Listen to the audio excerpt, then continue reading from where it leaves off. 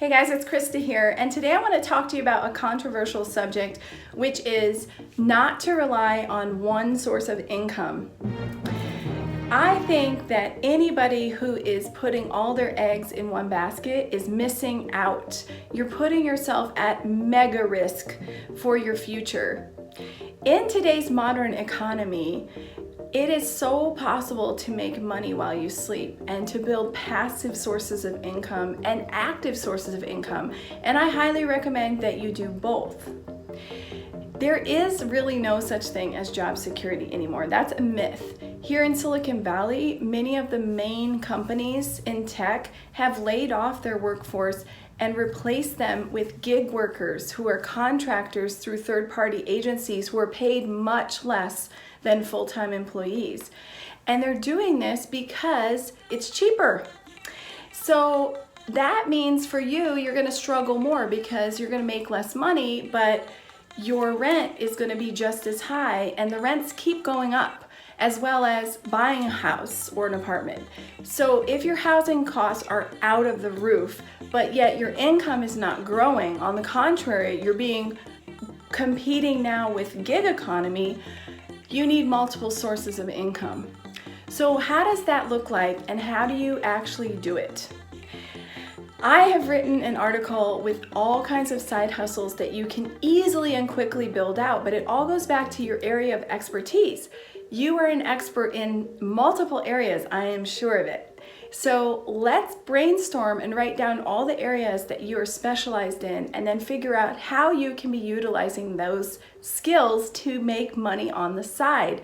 And in fact, I want to say not on the side, because I consider you should have a paycheck type job or a retainer type job so that you can rely on that income. But you should also be building a pipeline of other clients, and you should also have one-off gigs. Because if you do all this, you're gonna be just fine if a recession hits. And it's not if, it's when, actually.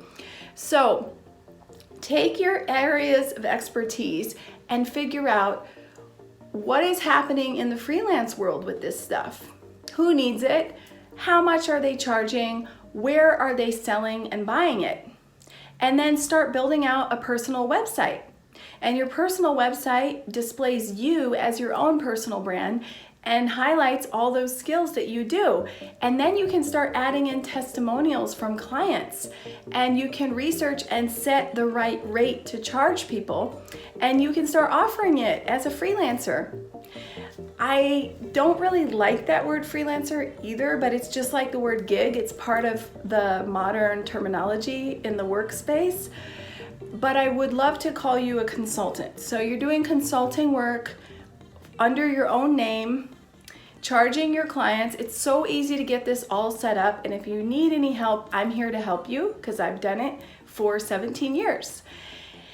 And then besides doing your consulting, freelance, expertise work, you can also look into creating online courses. So if you're good at something, why not just build a course around it, put it online, and sell it while you sleep?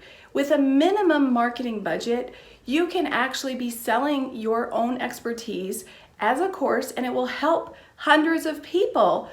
And so you're doing everybody a service. For those who don't want to hire you one-on-one, a course can be a great alternative for them to learn how to do what you do.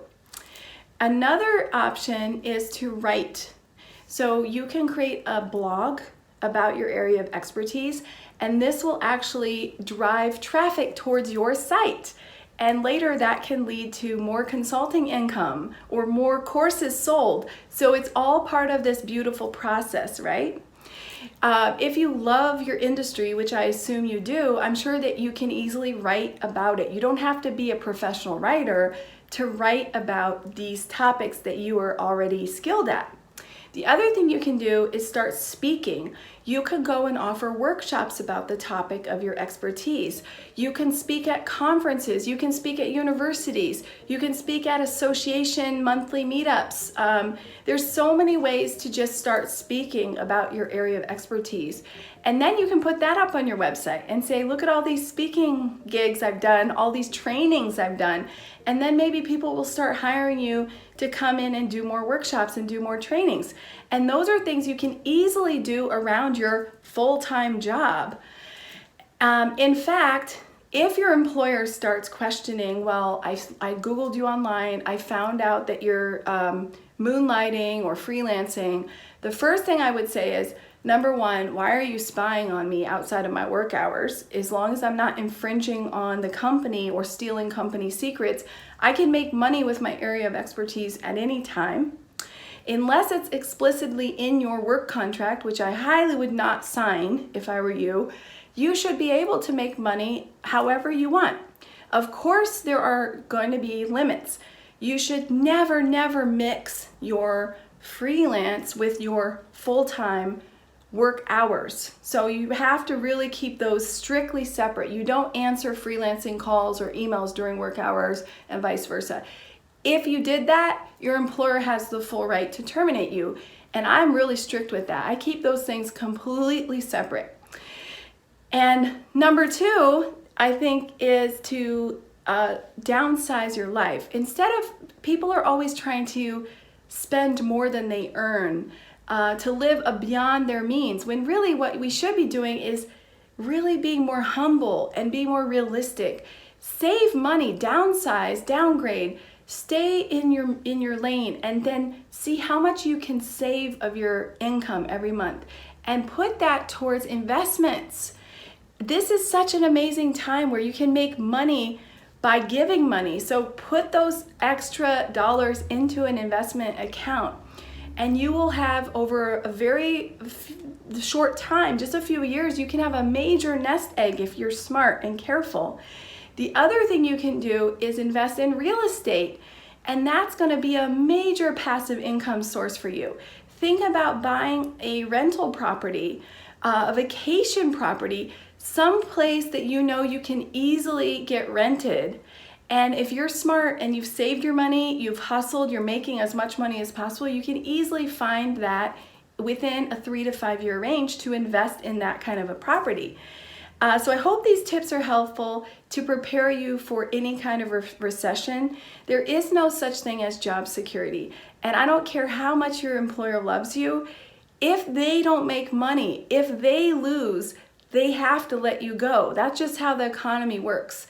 So please consider what I'm saying carefully and learn to manage your time so that you can build income, both passive and active income, around your stable job and not mix them up.